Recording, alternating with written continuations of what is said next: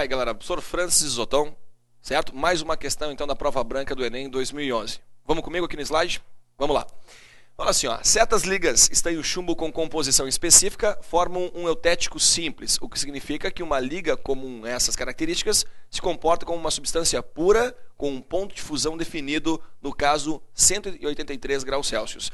Assim, ó, a mistura eutética é aquela que apresenta, então, um ponto de fusão definido. Ponto de ebulição, não, certo? Mas o ponto de fusão bem definido, temperatura constante. No caso, 183 graus Celsius. Voltando para ela, essa é uma temperatura inferior mesmo ao ponto de fusão dos metais que compõem essa liga. O estanho puro funde a 232 graus Celsius e o chumbo puro a 320 graus Celsius. Característica de uma liga, né? Então, cada metal tem o seu ponto de fusão, mas quando misturados, você vai ter um terceiro valor de fusão. No caso aqui, constante. O que justifica a sua ampla utilização na soldagem de componentes eletrônicos, em que o excesso de aquecimento deve sempre ser evitado. Então, para evitar você romper alguma placa, estragar um equipamento aquecendo demais, essa liga ela vai fundir a uma temperatura amena, consideravelmente baixa, certo? De acordo com as normas internacionais, os valores mínimo e máximo das densidades para essas ligas são de 8,74 e 8,82. Então, quer dizer que existem normas que exigem a densidade, né, com esse valor mínimo 8,74, ok? E um valor máximo de 8,82 grama por ml. Então, certo? As especificações, as densidades não podem fugir desses valores ali. Eu posso ter valores entre eles, ok? Mínimo e máximo definido já pela questão, respectivamente, né? As densidades do estanho e do chumbo são 7,3 grama por ml, então te deram ali a densidade do estanho puro, e do elemento chumbo, 11,3 grama por ml. Aqui na lousa, rapidinho, vamos dar uma olhada no que a questão nos deu até então. Temos então, tá, dentro das especificações, uma densidade mínima para mistura, uma densidade máxima. Claro que eu posso ter valores entre esses dois, né? Cada metal tem a sua densidade. Estanho, um metal menos denso, chumbo, um metal mais denso quando eu comparo os dois, né?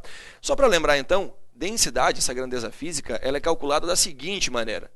Densidade é igual à massa da substância pelo seu volume, ok? Bom, voltando para a questão, vamos ver o que ela quer da gente. Um lote contendo 5 amostras de solda estanho-chumbo foi analisado por um técnico por meio da determinação de sua composição percentual em massa, cujos resultados estão mostrados no quadro a seguir.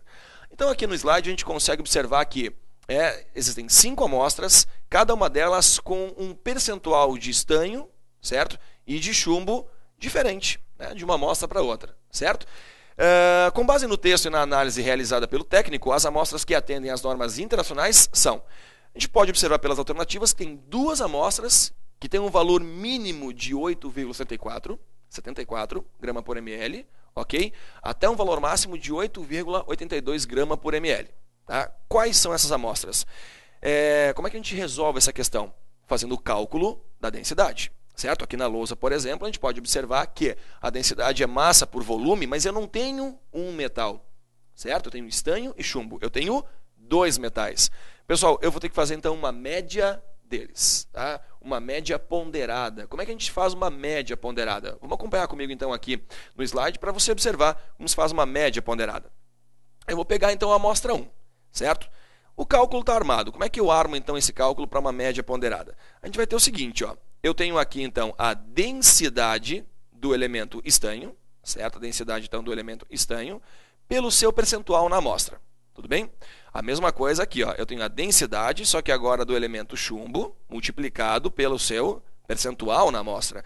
Assim, você vai, então, ter uma média ponderada. Você percebe que o metal que participa mais, o estanho nessa amostra, 60%, tá? E você tem um metal que participa menos na amostra, que é o chumbo com 40%. Então, o que acontece? Tá? A média ponderada leva em consideração isso, a participação de cada um dos metais. Continuando a matemática da questão, certo? Eu tenho, então, ali os produtos da multiplicação, e uma densidade final para a amostra 1 de 8,9 grama por ml. Está dentro das especificações, é só a gente voltar para a lousa e conferir isso ali, ó. 8,9 é um valor que ficou acima do maior valor possível. Então está fora das especificações, certo? Então agora vamos analisar o cálculo para as outras. Voltando para cá. Tá? Então, a gente tem aqui a amostra 2, e mesma ideia, pessoal.